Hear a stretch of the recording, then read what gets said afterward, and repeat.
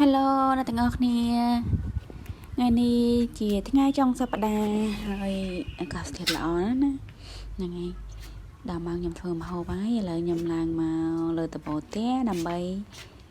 យកបន្លែធ្វើម្ហូបចា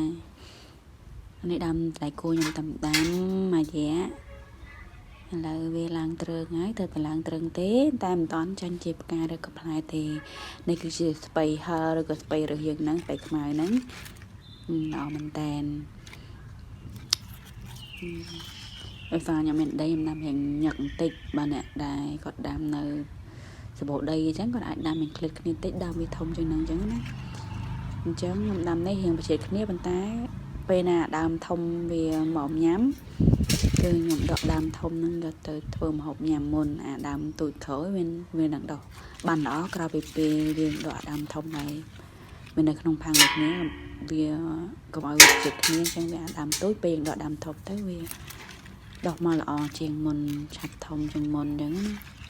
ហើយយើងដកដើមធំចេញទៅអូដើមស្រួយប៉ះមុំបាក់នេះ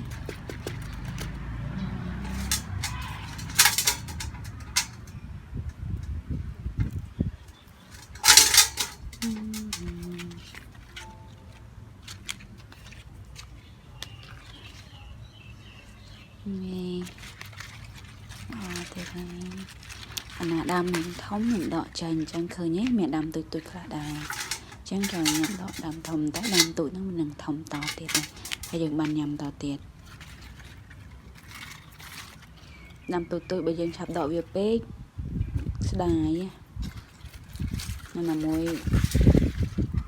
យើងញ៉ាំអស់ផង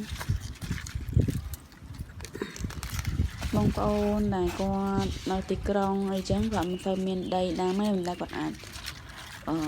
ទិញជាធុងស្នោឬក៏អីយកទៅដាក់ដាំខ្លួនឯងចឹងទេព្រោះយើងចង់បានម្ហូបដែរគេថាមានសុវត្ថិភាពសម្រាប់ខ្លួនឯងចឹងណានេះល្អស្បៃហ្នឹងខ្ញុំចង់ឲ្យអ្នកទាំងអស់គ្នាជាពេលតនេដាំនេះទៅហើយយើងស្រោចទឹកទៅយើងបានម្ហូបញ៉ាំខ្លួនឯងបានបន្លែស្រស់បន្លែធម្មជាតិញ៉ាំខ្លួនឯងខ្មិចបើបានញ៉ាំនេះតែអូមីគឺមានតែប៉ុណ្្នឹងអ្នកទាំងអស់គ្នាចាំលើកក្រោយបើមានអីទៀតខ្ញុំថតឲ្យមើល